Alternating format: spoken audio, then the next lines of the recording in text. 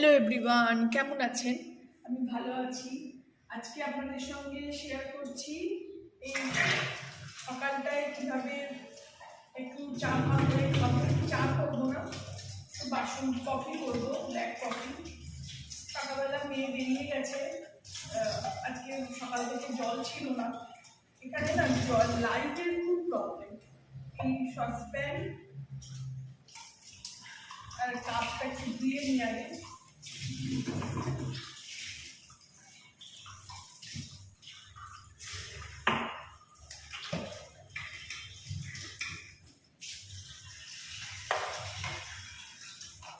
এখানে একটু জল নিয়ে নেবো, কলের জলই ব্যবহার করি। এই জল দিয়ে জলটা যখন ফুটবে তখন কফিটা দেব। সকালে উঠে এদিকে কফিটা বসিয়ে নেব। সকালে উঠে মোটামুটি স্ল্যাবটা পুরো বাসি স্ল্যাব যেরকম হয় করি কাজ, সেরকম সব পরিষ্কার করে নিয়েছি। একটু কফি করব, ব্ল্যাক কফি খাবো। ফ্যাটি লিভারে না ব্ল্যাক কফিটা বলে ভালো। তো সকালে আমি চেষ্টা করি একটু ব্ল্যাক কফি খাবার। এমন অবস্থা হয়েছে না, কৌটো বাওটা একদম নেই, তো কফি ঢেলে রাখার জায়গা হয় না। এদিকে সমস্ত গুছিয়ে নিয়েছি। এই যে জলটা ভরবো, বাসনগুলো এরকমভাবে রেখেছি। কফিটা করে নিই। এদিকে কফিটা ফুটছে, একটু ফুটিয়ে নিই। আর এদিকে আমি এই ব্রু কফিটা খাই। ব্রু কফিটা না বেশি তেতো নয়, কারণ আমি তো ব্ল্যাক কফি খাই চিনি ছাড়া, দুধ ছাড়া, তো তাতে খেতে ভালো লাগে। নেসকফিটা হলে না বড্ড তেতো লাগে আমার। এখানে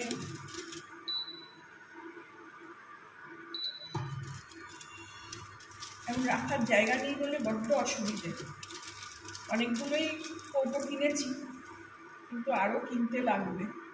একটা সংসার করতে গেলে অনেক কিছু লাগে।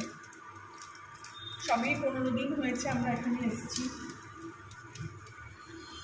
এটা অফ করে দেবো।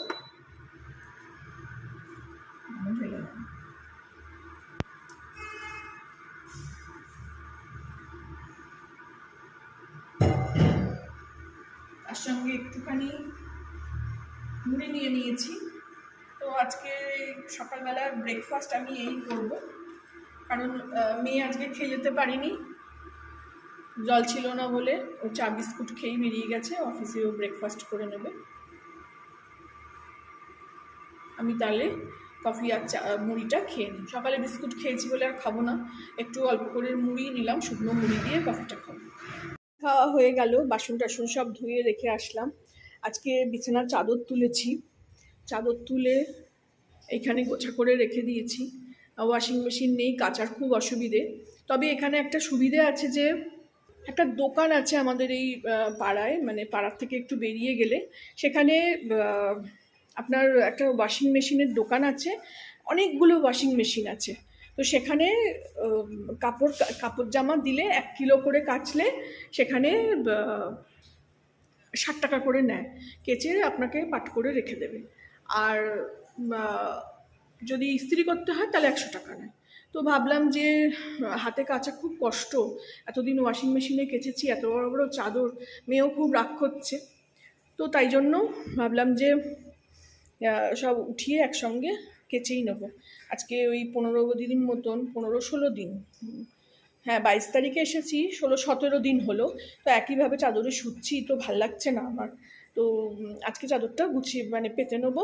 আর ওই গদিটাই দেখুন, দুটো এইরকম গদি কিনেছিলাম, তাতেই আমাদের দুজনের শোয়া হয়ে যাচ্ছে। এবার গদির ওই সাইড দিয়ে দেওয়াল দিয়ে ওইভাবে এই দেওয়ালটা দিয়ে একটু পরিষ্কার করে নেবো, কারণ চুল টুল ঢুকে থাকে। আর বালিশের ওয়ারও ছাড়িয়ে নিয়েছি। আর এখানে ওয়েদারটা এমন, সকালে গরম, রাত্রিরে ঠান্ডা, রাত্রিরে চাদর গায়ে দিয়ে শুতে হয়। তো ওই জন্য চাদর দুটো এখন কাচবো না, চাদর দুটো আবার পরে কাচবো। তো চাদরটা আমি পেতে নিই। এই দেখুন চাদর মানে বদলে নিলাম, দিয়ে একদম টান টান করে পেতে নিয়েছি। ঘরটাও মুছে নিলাম, হাঁপিয়ে গেছি একদম, কষ্ট হচ্ছে। এবারে পুরো ঘর ঝাড়ু দিয়ে নিয়েছি, শুধু পোছা বাকি। তো বাকি ঘর আমি মুছে পরিষ্কার করে নেব, চান করে পুজো করব। রান্নার খুব একটা তাড়া নেই, কারণ মেয়ে তো সেই রাত্রিবেলা আসবে, আটটার সময় আসেও, 8টায় ছুটি। 2 দিন ওর ওয়ার্ক ফ্রম অফিস আর 3 দিন ওর ওয়ার্ক ফ্রম হোম।